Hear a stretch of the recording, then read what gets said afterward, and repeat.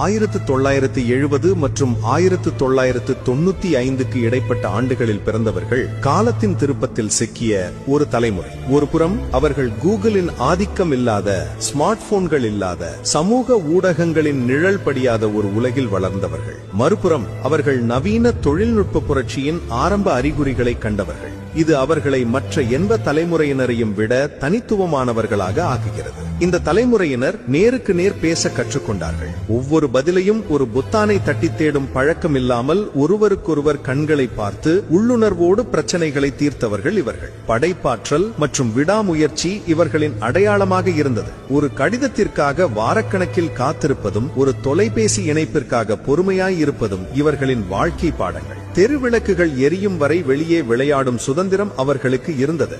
உண்மையில் இந்த பூமியின் சிறந்த தலைமுறையாக அவர்கள் எப்போதும் இருப்பார்கள் என்பதில் சந்தேகமில்லை.